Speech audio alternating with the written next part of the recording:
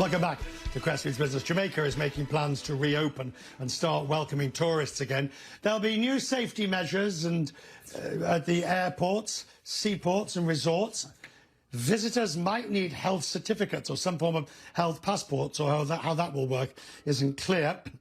The travel and tourism is nearly a third of GDP for Jamaica, and the sector outpaces the island's overall growth at 7% for the sector's growth. Excuse me. The recovery is contingent on external factors, but here's the really important point. Nearly two-thirds of visitors come from the United States, and that raises a whole host of issues. Joining me is the Prime Minister, Andrew Holness, the Prime Minister of Jamaica. Prime Minister, thank you, sir, for joining us. And I read your statement or your speech to your nation last week and earlier this week, and you were very blunt and you were very brutal about it. You said that there's a reality that we keep dancing around, and the reality is we must ensure our economy gets as close as possible to full capacity. But how realistic is that, Prime Minister? It's a very realistic proposition, Richard. And let me invite you to be one of the first tourists to come back to Jamaica. I keep telling the Jamaican people that I have two priorities. Priority number one is their health and safety, and priority number one is their livelihoods. So I don't see a trade-off between health and economy. I don't see the two things as mutually exclusive. You need healthy people to make the economy work, and a working economy gives you healthy people. So for us as a government, we're trying to ensure that we balance these two very critical objectives. And tourism plays a very important role in that. As you outline the figures, we depend heavily on tourism. Tourism is our number one foreign exchange earner, accounting for over 50% of the foreign exchange that we earn. So we have to start planning from now for the reopening and recovery of the industry. Okay, so taking that on board, Prime Minister, you also say Jamaica does not have the luxury of other economies with large savings.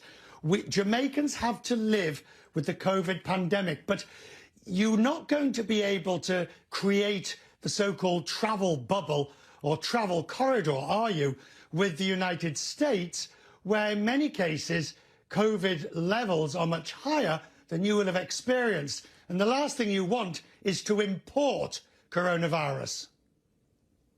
Precisely. So we have to plan in advance and anticipate when our largest tourism market would be ready for us. What we would want is for the United States to be ready, Canada to be ready, Europe to be ready, and we are not. So we're preparing. You know, the tourism industry is very susceptible to global shocks. And this would not be the first global shock that our tourism industry would have. And indeed, within the Caribbean countries, we are already very much aware and sensitive towards these global shocks. So we are resilient. So part of being resilient is to plan for it.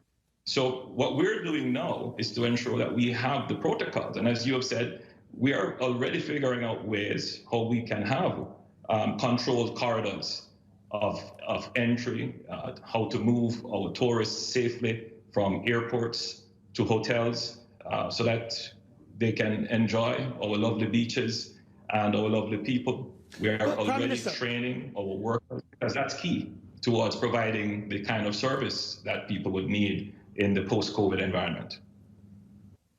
And this idea of some form of travel certificate or health passport, you're not the only country that's working around this idea. It's very difficult to see how it works. It's a great idea in principle, but if you bear in mind it can be out of date the next day, because unless you're like myself and already had COVID, and even then you're not sure if you can catch it again. Well, I think it's the information that is important. One, you want to have at least some health profile understanding of the visitor that is coming. And that process itself helps the visitor to be aware of the protocols that they would have to follow.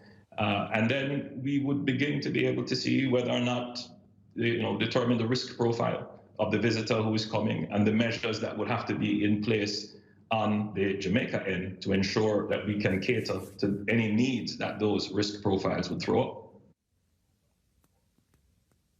Prime Minister, thank you. I look forward to you and I continuing the discussion, preferably and hopefully on one of Jamaica's beautiful beaches. Thank you, Prime Minister. Well, I'm looking forward to that. Let me know when you're coming.